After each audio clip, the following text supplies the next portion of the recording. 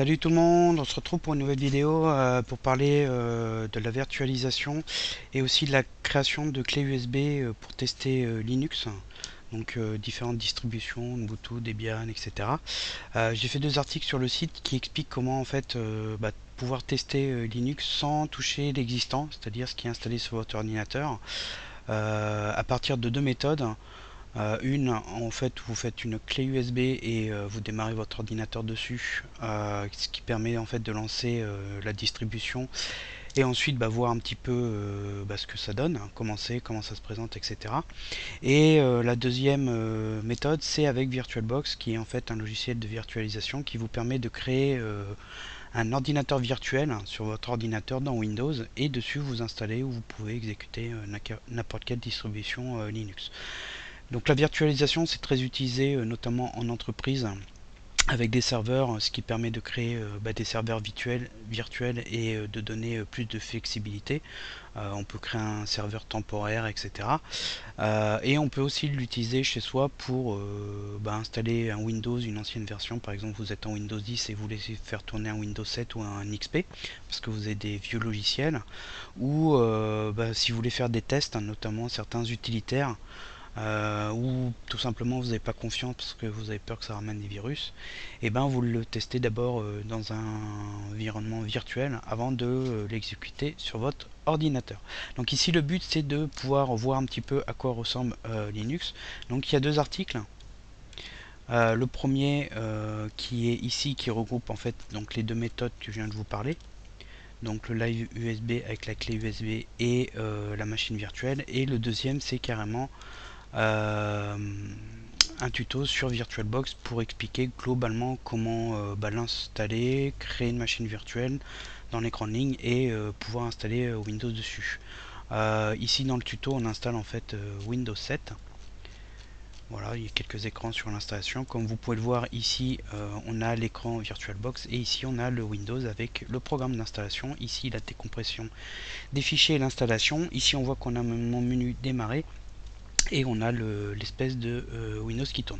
Donc si vous avez déjà regardé des vidéos, vous verrez que je l'utilise beaucoup pour VMware et j'utilise aussi beaucoup pour les tutos pour faire différents tests, capture d'écran, etc. Donc ici on va voir rapidement comment créer la clé USB parce que je ne vais pas m'étendre sur cette méthode là dans le sens où elle est assez connue. Dans le tuto je présente deux utilitaires qui sont ici et je vais vous le lancer en direct. Donc il s'appelle Unit Boot In, je sais pas trop comment on le prononce, je suis pas très fort en anglais. Et ensuite, il a le gros avantage en fait ici où vous avez la possibilité de choisir la distribution Linux. Donc comme vous pouvez le voir, il y en a beaucoup. Alors il y a un article aussi sur le site en à-tête pour ceux qui ne connaissent pas, qui présente ici Linux. Ça vous indique ce qui est une distribution. Vous avez aussi un petit descriptif rapidement ici. En fait, c'est un ensemble de logiciels qui sont maintenus par des bénévoles liés donc à cette distribution, et j'ai ensuite les mises à jour de la distribution, donc des logiciels, etc. Pour vous proposer un Linux un peu clé en main. Donc il y a des distributions plutôt pour débutants comme Mint, comme aussi Ubuntu et les déclinaisons, parce qu'on a ensuite des déclinaisons au sein d'une même distribution si vous visez un ordinateur qui est assez ancien, donc peu puissant, un ordinateur moyen et un ordinateur récent. Là vous pouvez installer la distribution Ubuntu pour avoir quelques effets graphiques, etc.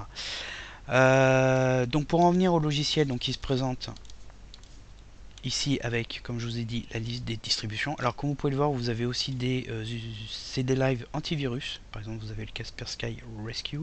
Il me semble qu'il y a aussi Dr Web Antivirus, voilà. Et donc si par exemple, je sais pas, vous voulez prendre Xubuntu qui est lui plutôt pour les anciens ordinateurs un peu puissants, qui ont plutôt 5 ans. Sinon vous avez Ubuntu. Donc on sélectionne la distribution. Ici on a les différentes versions. Donc notamment si vous êtes en 64 bits ou 32 bits, je crois que Ubuntu va d'ailleurs arrêter les versions 32 bits. Donc vous laissez live. Live c'est pour tester en fait la distribution embarquée. Je crois qu'on peut quand même installer depuis le live sur son ordinateur, sur son disque dur ensuite. Sinon après vous avez la version installeur, etc. Et ensuite en bas vous avez la clé USB, hein, comme d'habitude le lecteur, on l'indique, on fait OK et il va télécharger l'ISO, donc là ça prend pas mal de temps selon votre vitesse de connexion internet. Et il va préparer votre clé USB. Alors lui, il ne formate pas la clé USB, donc au préalable, il faut vérifier que vous ayez pas mal de place. Bon, je vous conseille pour être tranquillou d'avoir une clé USB de 8 Go, et puis si vous pouvez la vider entièrement pour vraiment n'avoir que le Linux dessus, et ben faites en sorte pour être tranquillou et pas avoir de problème de place disque. Donc je vais pas m'étendre, je vais pas vous montrer, hein, parce que bon, c'est assez connu. Et puis il y a ce qu'il faut sur l'article. Ici c'est vraiment pour vous montrer VirtualBox. Donc comme je dis, c'est dit le logiciel de virtualisation qui vous permet de créer des ordinateurs virtuels et d'installer un système d'exploitation dessus, Windows, Mac ou Linux.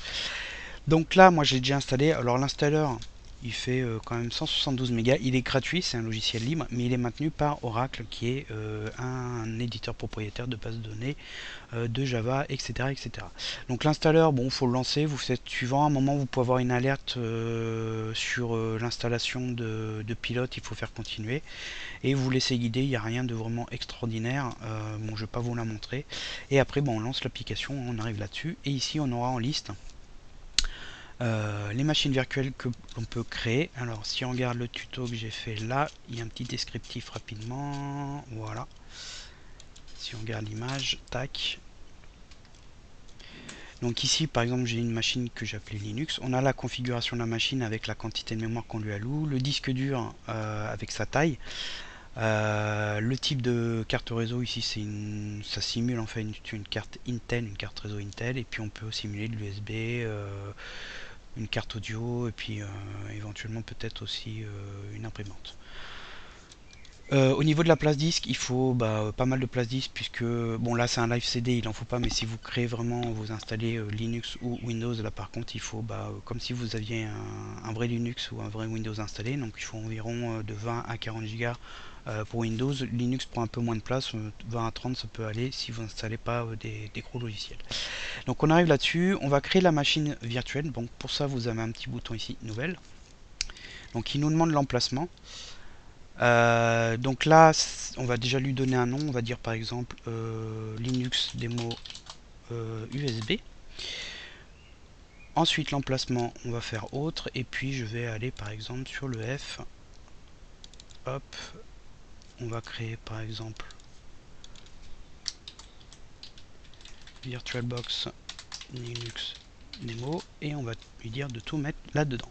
Ensuite vous avez des configurations possibles. Comme vous pouvez le voir, on peut choisir ensuite les distributions. Bon là si vous mettez n'importe quoi, c'est pas hyper grave, on a des profils en fait génériques, et puis on peut choisir aussi la distribution. Moi je vais vous montrer un Mint, donc on peut laisser éventuellement 2.6 3 4 en 64 bits. On fait suivant. Ici on indique combien de mémoire on alloue à la machine virtuelle quand elle démarre. On va lui mettre 2048, ce qui fait 2 Go pour être tranquille. Donc ça dépend en fait de la configuration matérielle de votre ordinateur. Si vous avez 4 Go, laissez 1028, ce qui fera 1 Go. Pour tester, c'est amplement suffisant. Si vous avez 8 Go, vous pouvez aller à 2048 si vous n'avez pas d'énormes applications qui sont ouvertes derrière. Ensuite, on fait suivant. Donc là, il nous demande le disque dur à créer. Donc on va pas en créer un. Pourquoi? Parce que en fait, il y a un site qui s'appelle OSBoxist. Donc j'en parle plus bas ici, qui vous propose de télécharger des images toutes faites pour VirtualBox de Linux, qui vous en fait ça évite de devoir l'installer complètement. Vous ne tapez pas l'install de Linux, et vous pouvez directement télécharger ces images VirtualBox avec toutes les différentes distributions que le site vous propose. Donc vous avez par exemple Debian, vous avez Elementary OS qui est aussi assez accès débutant, Fedora, les déclinaisons Ubuntu, on a les Mint, les OpenSUSE, etc. Et à chaque fois, quand vous cliquez, vous pouvez télécharger l'image de VirtualBox. Donc moi j'en ai déjà téléchargé une. Ça se présente comment? Donc ça se présente comment? Ça se présente en fait avec un fichier qui est zippé, donc avec cette zip. Donc il faut avoir au préalable installé cette zip pour l'extraire. Et une fois que vous l'avez extrait, Donc là, ça c'est vide, je vais l'extraire pour qu'on voit. Hop. Bon, là, il va me créer en fait un dossier 64 bits. Il le met dedans, il s'appelle donc Linux Mint et c'est du VDI pour du Virtual Disk, Virtual Disk Image. Donc c'est assez gros parce que le fichier 7zip il fait quand même 1 giga 3. Donc là c'est pareil, hein, si vous n'avez pas une super bonne connexion, ça va mettre 3 plombes à télécharger, un peu comme une ISO de Windows.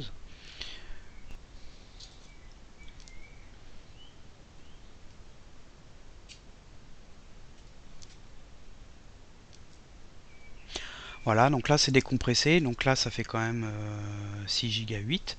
Et donc le but ça va être de dire dans notre VM, dans notre machine virtuelle sur VirtualBox, de lui dire de utiliser ce disque là qui contient en fait déjà le Mint, donc la distribution Linux Mint installée dessus. Donc on fait pour ça utiliser un fichier virtuel, on fait le petit dossier là pour naviguer, ajouter, et on va le chercher. Donc moi il est sur le F, pardon, ISO 64 bits, hop, et il est là, on le retrouve là, on le sélectionne, il le prend, on fait choisir, et voilà, notre machine virtuelle va prendre ce disque là qui fait 500 Go apparemment.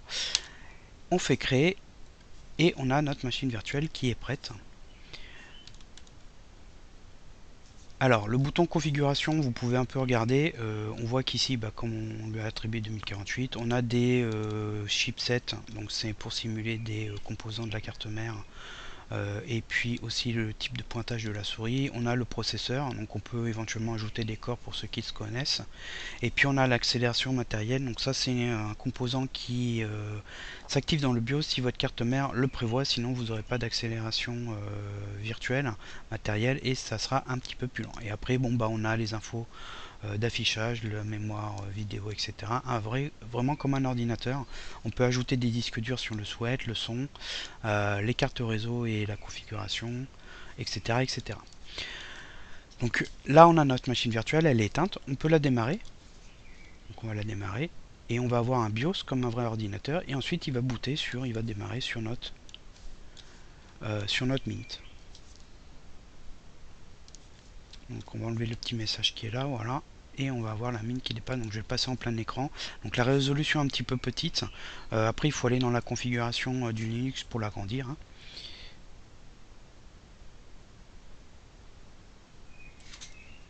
Alors on va le laisser démarrer, ça prend un peu de temps.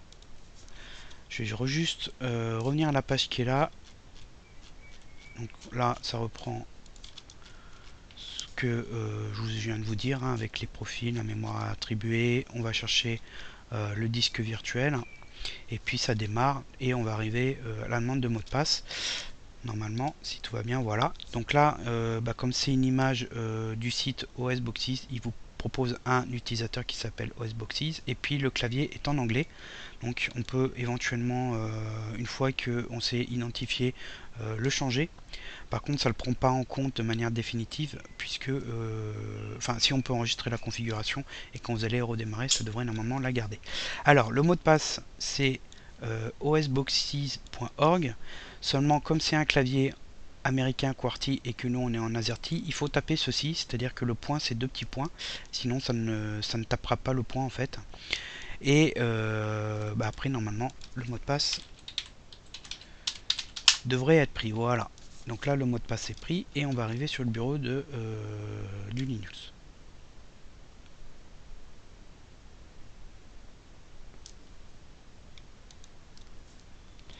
Voilà, donc là on a, comme c'est un premier démarrage, le menu de Welcome to Linux Mint. Donc là il est en anglais.